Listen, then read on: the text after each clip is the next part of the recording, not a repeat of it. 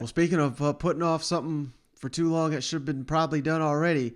Let's jump on down to Gainesville, Shane, because them Gators, Dan Mullen, as of this recording, still employed. It sounds like they plan to keep him unless he loses to Florida State. But Gators beat Samford, not Stanford, Shane, Samford, 70-52.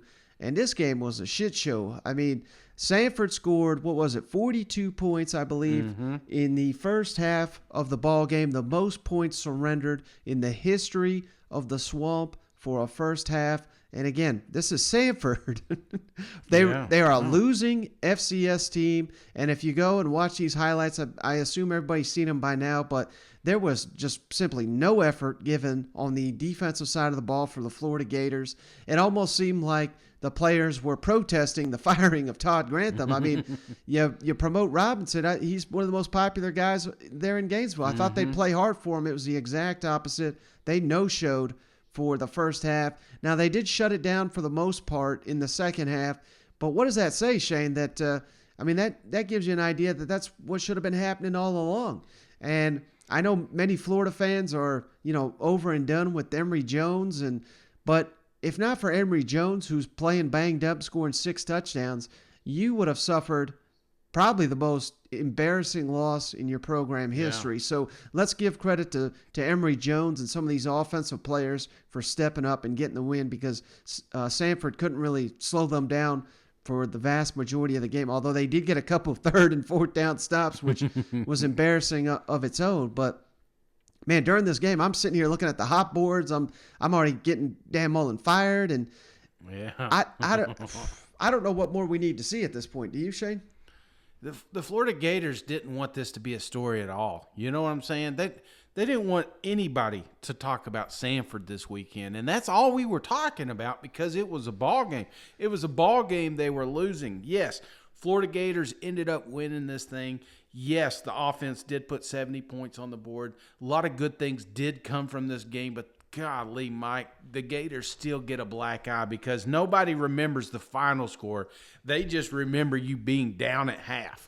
Right. And that's one of the things is recruiting is a momentum, man. It's if you're on fire, man, the kids are coming on. Yeah, we'll sign up. Let's do this, But then if you look like a sinking ship, then those recruits are bouncing and they're getting out of here. And that's what scares me is now we're getting into crunch time, Mike. This is when we got all these kids on the field. This is when we're doing our final pitches, trying to get them to come to our university. And Florida Gators are on a downward spiral. I mean, there's no. Yeah, you got to win. Who cares, man? This shouldn't even have been a ball game, Mike. This defense should have never. I mean, Samford scored 52 points on you, man. I mean, come on.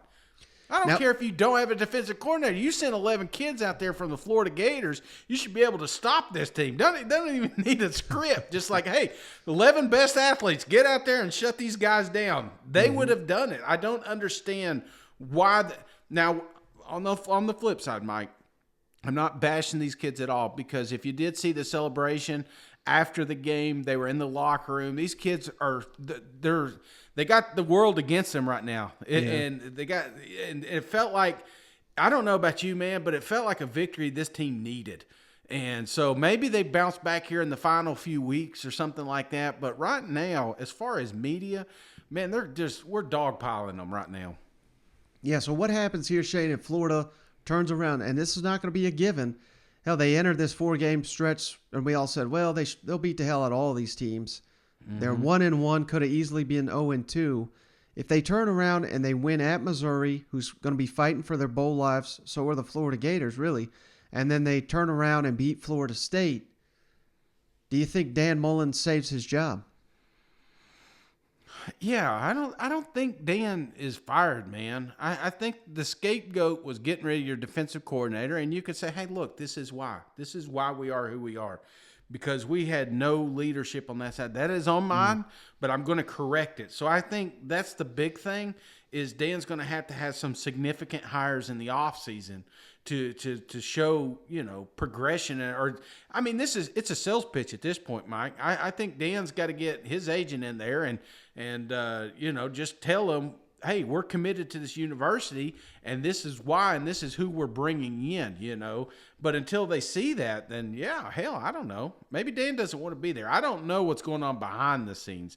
I'm just saying it can be fixed with a simple conversation with the athletic department and just say, hey, listen, this is what I'm doing, and this is who I'm bringing, and we're going to fix this. We got talent on this roster. We got talent that's still coming in. We're going to be fine. Don't panic. Yeah, he's just got to recapture whatever magic that he's lost because it just seems like he's getting out-coached left and right, and it's stunning to me, Shane, because I had him firmly as a top 10 coach. Yeah, we call him the quarterback whisperer, you know what I mean? But it just not getting it done. And my biggest concern, Shane, is the recruiting, which has always been an issue. And if you're getting out-coached and now you're getting out-recruited, I don't know how you dig yourself out of this hole. Well, you got to do it with defense, Mike. I mean, when you think about it, they've gave up, 49 points, 34 points, 40 points, 52 points. That's terrible defense. Yeah. But that's not Dan's bread and butter, man. And I think he held on to his buddy just a little too long. And so they need to mix some things up, especially I think Coach O was the biggest one, man. He just came out and said it. We were too predictable. So what do? We go out and we blitz the shit out of you. Who cares if you have a blowout play and then you score a touchdown? Because I've got an offense. I'm confident enough with Emory and my offense that I can score points against Missouri and I can score against Florida State. Just win out, man. Just have fun. Cut this defense loose. Pin their ears back and get back there. Onside kick after you score. Just whatever you got to do just to keep your offense on the field. Mm-hmm. I mean, I know you 70 points, 700 yards, but does it feel like, I don't want to say like a kind of a bad performance in some ways? I mean, thank you, Trent Grimm from the Independent, right there. No, but I mean, that's a win. I get it, Dan. But no team had ever scored even 42 points in the first half of. Yeah, I don't think. I think though you look at that. I don't think. I don't be. They're a offensive football team, and they score points. They have some good players, so I don't think calling a win disappointing is disrespectful to the game and our players. I really do. I'm going to pick on you as a Trent Grimm. You have to stand. Don't you have to stand up? You got to say, "I'm Trent Grimm from the Independent." But it is, and it's and not disrespectful to them. Their quarterback. I'll tell you what. I mean, he made some throws now. I mean, it wasn't like every play there was somebody. We had a couple of blown coverages, but a bunch of those plays there were two DBs on guys all over him. He had to put the ball in about a 6-inch window down the field, and he put it there. Their receivers had to go make the plays and catch it. He scrambled around, made plays. They made plays. And so I know we're enjoying the win because it's hard to win.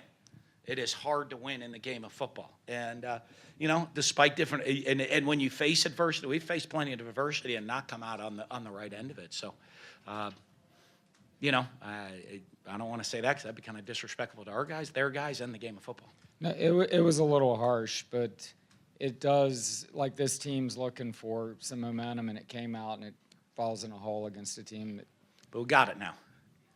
Yeah. Got some momentum finishing. Okay, so one other one, please. Yeah. Oh, yeah. Special teams. Yeah. The kickoff, the onside kick, things like that. Well, the onside kick disappointing, and it's guys making plays. I mean, we walked in the huddle and said they're going to onside kick right here.